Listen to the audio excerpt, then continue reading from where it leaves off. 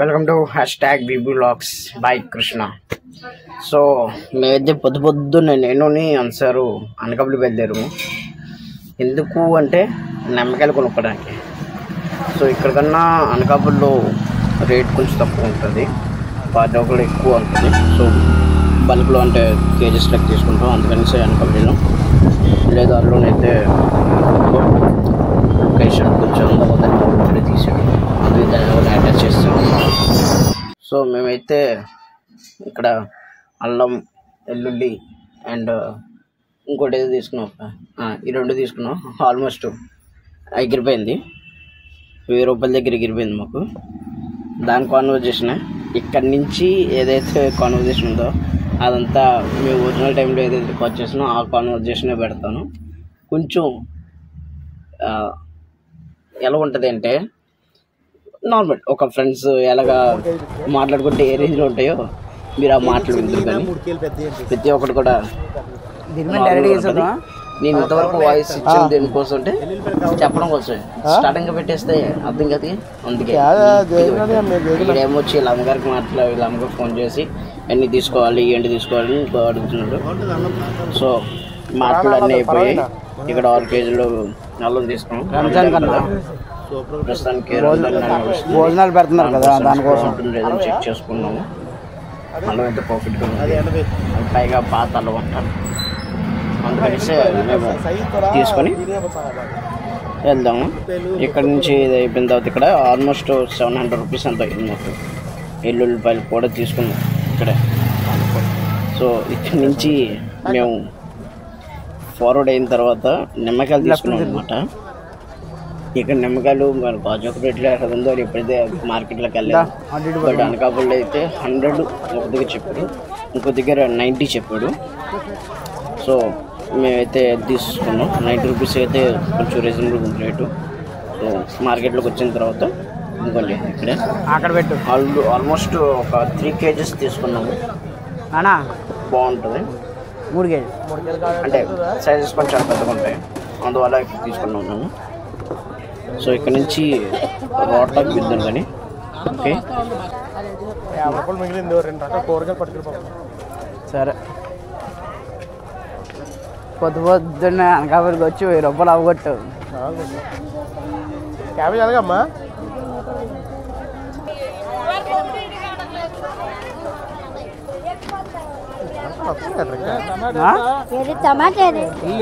జంగల్ వస్తున్నాయి. మీ డాడీ ఎక్కడికి వస్తారా మార్కెట్కి? నార్మల్గా నాన్నగారు అయితే ఇక్కడికి వస్తారు. శ్రీనివాస్ గారికి నాన్నగారికి రెగ్యులర్ షాప్స్ ఉంటాయి, అందులో వచ్చి నేను ఎప్పుడు రాను. అది నేను మా డాడీ లేనప్పటి నుంచి నేను మార్కెట్ అలా వస్తుంది.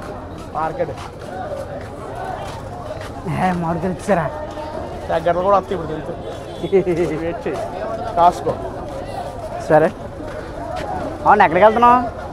నువ్వే క్యాబేజ్ అని మోసుకెళ్తాను, నేను వెనకాల నేను వస్తున్నాను అంతే. సరిపోయింది, దా అలా చూద్దాం. ఇదిగోరా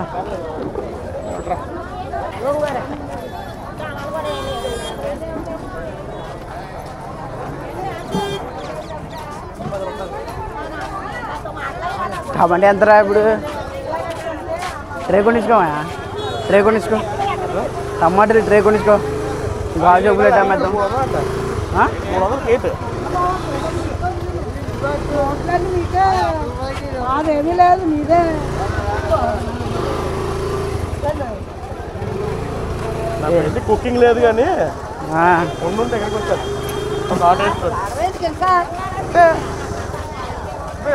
పెట్టించుకో. ఎవడొద్దండి కుకింగ్ పెట్టించుకోరా. ఒక మనిషి ఉండిపోవాలి అక్కడ కంటిన్యూస్గా. ఒరే మాట చెప్పాలంటే పెళ్ళి అనేది సందడిగా ఉండాలి కానీ ఇబ్బందిగా ఉండకూడదు ఎవరికి. రే మాట చెప్తా, మన అనే కూడా ఉన్నాడు ఇంకో పట్టణంలో తప్పులేదు. అదే ఇబ్బంది పెట్టకూడదు. చెప్తారా చెప్పు, ఆడ పెళ్ళి నా దోలు తీరిపోయిందో అని అనుకోకూడదు.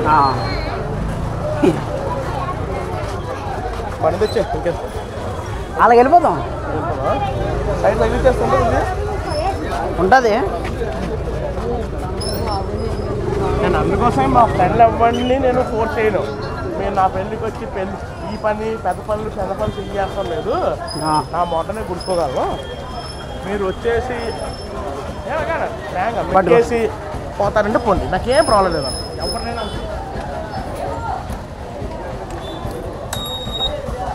ఎవడ ఈ బొక్కలో పెట్టుకున్నాడు చూడు, బండి ఎలా వద్దాం అనుకుంటున్నాడు చూడు,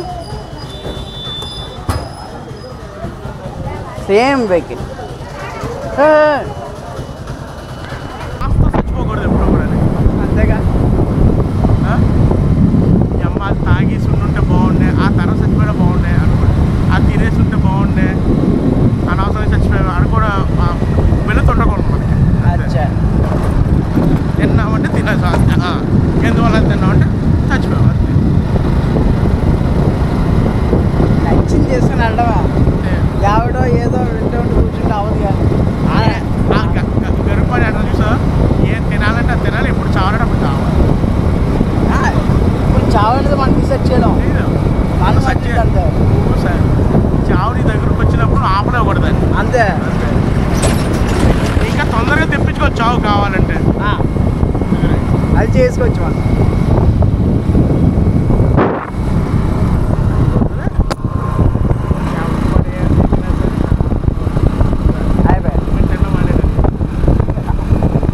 టైం చూసుకొని సన్ రైజ్ పోదాం, టైం చూసుకొని సన్ రైజ్ పోదాం రా.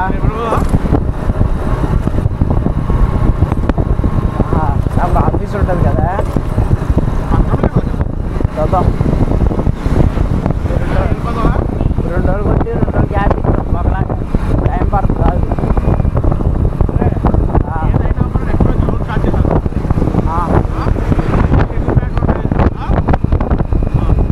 కానీ నేను ఉదయం 7 గంటలు వచ్చి 6:30 గంటలు వచ్చి వెళ్ళండి ఇంటికి. మరి 7 గంటలకు ఎక్కితే కానీ 300 అవుతుంది. 8 గంటలకు ఎక్కితే 2 అవర్స్ ఏమో వస్తారు, 3 అవర్స్లో 300 వస్తుంది. అందులో పెట్రోల్ దిగు ఎంతున్నది.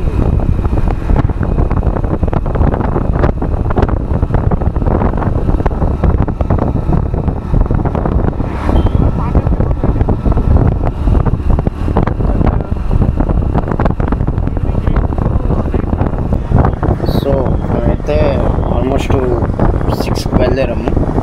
వచ్చేసరికి 7:30 ఎయిర్పోర్ట్ అవుతుందా లేదని చెక్ చేసుకున్నాను. నేనైతే ఆఫీస్కి బయలుదేరాను. నేను మా మదర్ని అయితే నేను గుడి దగ్గర దింపడానికి తీసుకెళ్తున్నాను.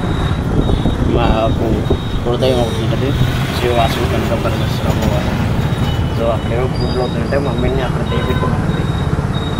సో ఇంకోది ఆ గుడి నుంచి ఏదో దేపెట్టాలి, బట్ నాకు టైం లేదు. ఆల్మోస్ట్ 10:30 అయిపోయింది కదా, ఆఫీస్కి మళ్ళీ వెళ్ళేసరికి 1 అవర్ అయిపోద్ది, లేట్ అవుతుందని జస్ట్ గుడి దగ్గర దింపేసాము.